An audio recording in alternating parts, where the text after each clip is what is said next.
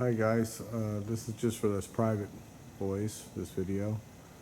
This is October 19th, I think it is, Sunday night. That's the PayPal balance now. And some of the guys, they're sending in checks. So this here, I hand the camera off momentarily. Hold on a second, hold on. Get this angled in right. There we go. That bike there, the second from the end on the left, that is the 39 Indian hill climber we used to have, and that's Oakley sitting on it. And the man I bought it from, Mr. Jerry Chin, found this at a swap meet in Seattle and sent it to me. How cool is this? Look at the whole lineup. All these hill climbers. I've never shared this with anybody else. So you guys are the only ones seeing this. And that's Oakley's there. So I'm going to hand this to Oakley. We zoomed in real close. Zoom it back out. Zoom. There you go. We're out. It's not, okay. Over this way. So, as I'm uploading a couple videos, we just had dinner. You heard Opie going, dinner! And just had dinner, so we're both puffy. I'm going to go polish baby over there. And let's share this here. This Jerry had on his desk for 20 years of the 40 police bike. And we do have the winter windshield with a cool little deals here. These are The lights above are reflecting. reflecting, okay. Yeah. How about like that? Yeah. That's that. And these are mirrors, and these are little lights. We have all that stuff. See the mirror here? We have all of this. It's not on the bike. And you can see where the winter windshield was rubbing on the machine here. You see the emblems. This is Eddie. This is the cop. We have all his uniform, except we don't have his gun. The reflection's still. Yeah. Okay. Oh, reflection's bad? Yeah, Okay. reflection's Is still. that bad? Yeah. Here we go. Can we see that? Yeah. So, when I got it, what? Somehow the light is just reflecting. Okay. Is that good? Yeah, that's. Oh, How about if I go like that? Can we see it Okay. now? Yeah. Okay. When I got the bike, it did not have the fire extinguisher, but I found one, and it's on the machine. And I did not get the gun, but we have all the uniform. And unfortunately, somebody at the museum it came out of stole the badge on the shirt. But we have the hat, we have his helmet, and we have all that stuff. And you can see from the picture here, at one point he had like a speedball type badge on it. So this dates this photo sometime in the 40s when this machine was ridden. We have here articles in the paper, and I'm going to read it to you. Revolver butt ends long flight. 29-year-old burglary suspect was subdued by a policeman who clubbed him with a revolver about 8 o'clock this morning after a series of wild chases which led from the north end to the south end and ended up with the suspect swinging a crowbar at the arresting officers. The police fired one shot at the man, who identified himself as Clarence Johnson, 3624 22nd Avenue. This is Clarence Johnson. Truck driver. Johnson was held without charge in the city jail. Johnson was driving a new automobile without license plates, which police said apparently was stolen from the Westlake Chevrolet company last night. And who's the officer next to him? Yeah, this is Eddie next to him, right there. This is Johnson right there. And this, I'm reading this for the first time. It's been here on glass all this time. I've never read it. Johnson was driving a new automobile. I read that. Discovered in tavern, merchant patrolman Ed Waney discovered the suspect looting a tavern at Aurora Avenue, North 155th Street, about 2 o'clock. The man leaped into an automobile and drove away. But Waney, I can't read that. There, it's folded down here. Right here, I can't read that. Hit the driver on the head with his revolver. The car struck a guardrail. So he hit him on the head when he was driving, knocking the officer to the pavement and running over his ankle. So it's probably how the bike got scratched up like that. Police patrolman F.A. Shearer and R.W. Bivadere began to pursue the automobile at 3rd Avenue, Marion Street, after noticing it lacked license plates. After the fleeing vehicle almost rammed a service station at 1st Avenue South, Holgate Street, the police car drew alongside. Patrolman Shears leaned from the speeding police car and aimed a rifle at Johnson, but the latter sped on. Patrolman C.W. Scheltzer and G.G. O'Connor, dispatched to join the chase, crashed their automobile into the suspect's car at 1st Avenue South and Walker Street. Johnson jumped out and started to run.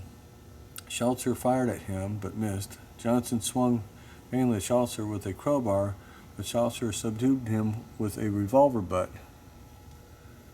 A radio, a box of candy, and $17.70 in nickels, believed stolen last night from a tavern at 15th Avenue Northeast and East 125th Street, were found in the car Johnson was driving. The automobile had been driven only 37 miles. Merchant patrolman Waney identified Johnson after the latter was jailed as the Aurora Avenue burglar who had escaped from him an hour earlier. Johnson denied both tavern burglaries. Power use here, sets record, page 3. Let's see. That's it. I've never read that before, guys, so I'm sharing it with you all. But here we have another Emerson dust. Yeah, look at this. All over everything. And one of these is Waney here. I think it's this one. That's one of the other cops. And here he is as an older gentleman here with 2 unidentified people. I've never opened the back of this. I had it redone because it was falling apart, but I didn't get inside myself. And I can't, it's so faded I can't quite for sure make out which motorbike that is, but I don't think it's ours because the exhaust is different. It's a later one. And then here he is over here. And you can see that it's the knucklehead with a speedball badge on it right there. You can see the speedball badge. So he updated the badge to make it look more like a later model bike at one time. So, which is real interesting. And here we have a sheriff and police reporter, Leroy Lee Lacey, Lee L. Tracy, and larceny warrant is out for Leroy Lee Lacey, alias Lee L. Tracy, on charges of stealing 44 heavyweight hogs from the stockyards at Ellensburg early in October. Suspect formerly lived on Rainier Avenue in Seattle and used either a large or 2 small trucks in the theft, which occurred October 5th during the night. And that was one of the reports, I guess. Doesn't say whether he got him or not. And here we have the original title on the police knucklehead. And here we have some more photos. Well, let's go look at our police bike here.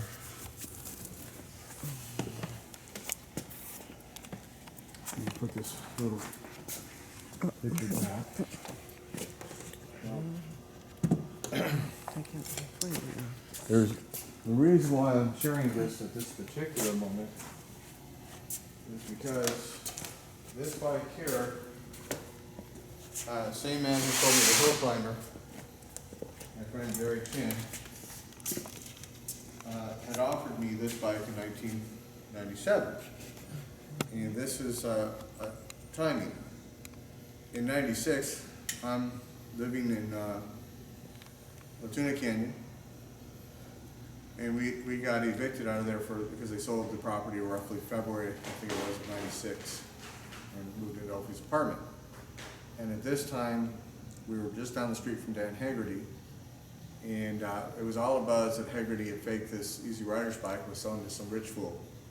Well, he just faked another one and sold it to a richer fool for $1.3 million just this Saturday. It's a fake bike. Even though often, yeah, the signature, it's a fake bike, I'm sorry. It is. And anyhow, this is a real bike with real history. And you can see the Speedball badge here. And you can see the windshield wear on both sides of this motorcycle. And the pictures I just showed you show the bike in the 40s. This is a real bike with real history. Now I've found this seat here. It's an old stock seat and a dated billy club, it's MP Billy Club, that one of the gentlemen who's on the list pointed out to me after somebody stole the billy club. And it's dated, it's got MP on it somewhere. I forget where on the thing. It's an actual military police billy club dated from 46. And I got it with the actual cover it went on. I think that's most of the dating. But so it is a military police billy club. It's very similar to the one that came with the bike, which I have no actual proof that that was Eddie's club. We think it was. But I did have to replace the little fire extinguisher Put those here. rugs off. And the seat had no fringe left. What? Get the rugs off. No, so the rags are there. So we're going to take other videos. This is one of the bikes. I got to wipe them all down. You saw how nasty that does with some of my hands. But what's interesting about this, which is why I'm sharing this and the hill climber, is when the week I started the channel, I sent Harley north with the concept of, well, let's go find some stuff, and let's go ahead and try to do the TV show stuff, and all of a sudden my camera spoke, and I got to find another way to display bikes. Everything just kind of coincided at once. And that week, as he's going north, it's like, man, I got to find an original paint knucklehead if I'm going to try to do this TV show stuff. And I called Chin up and go, hey, man, where's the bike? Where'd it go? And he calls me back. When he calls me back, Frank Mason had it. He says, here's Frankie's number. And I knew Frank for years, and but I didn't have his correct number anymore. And he says, here's a heads up. The word I got is Kaufman, who's also on the list. He's going to see this if he sees the video. It's coming Friday, so I never asked Jeff if he actually was coming Friday. And Don Whalen's showing it Friday, which he was definitely showing it Friday, and Don's got plenty of money. And he got all upset when Frank sold me this bike, so I know for a fact he was going to buy it. Well, this is Thursday, and Harley's 15 minutes from Chehalis, Washington, headed in the right direction. You say, park it, I'll call you right back. Call Frank, we made the deal. I'm like, how much? Oh my God, that much? And I shot from the hip, and boom, we got the bike. I had massive sticker shock. But that bike there, this one here, set the chain in motion. Like everything that's happened since has happened. And the next morning I sent him over to Chin's because we're in Seattle buying a 77 lowrider. And Chin calls me up and says, hey, you buying my Indian? I said, I don't know, man. I just bought this expensive knucklehead. Send me some photos. Next thing we know, we got the Indian Hill Climber, which I've since sold, which that paid for the red one for Champ, or at least in part. If I hadn't sold the Hill Climber, we wouldn't have had Champ. There's no way. So I'm just sharing that little bit of unusual trivia with everybody. And I'd like to say a very big thank you to everybody who's shown support for the effort of the channel and the sharing of this wonderful history. And it's a long shot, I know, but if we don't pull together, it'll never happen. So the funds will stay in the PayPal and let them grow.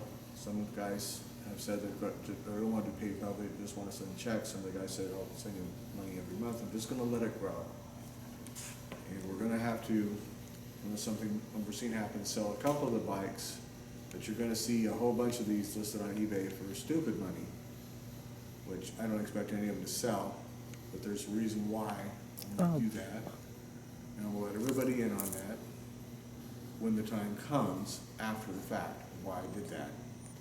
I don't expect anyone to sell for that, but you're gonna see that. I wanna let everybody know that's on this special list that's coming. But we do have to sell some of the bikes. So I'm gonna try to sell Baby, I'm gonna try to sell 2 black knuckleheads, and the bug over there, and maybe the 57 FLH. At least try to keep the core group of knuckles together. That's why this blue one's on eBay for such a crazy price. If they love it that bad, it's like, okay, who am I to say you can't have a title? It's all you. I don't expect it to sell. I really don't want to leave the group. But you're going to see some crazy prices. I don't want you guys to get mad at me. But there's a reason why I'm doing that. I'll put everybody in when the time comes, so be patient, please. So, thank you again. Ophi thanks you. Bear thanks you. Thank you for all the support and love. It means the world to me. It really, really does. As you see, there's a whole lot of people trying to put me down. And the reality is, they're not just trying to put me down, they're trying to put everybody down along with me that is supporting this, along the whole path. So thank you again, and from my most deepest heart, and I will see you guys soon in the next video.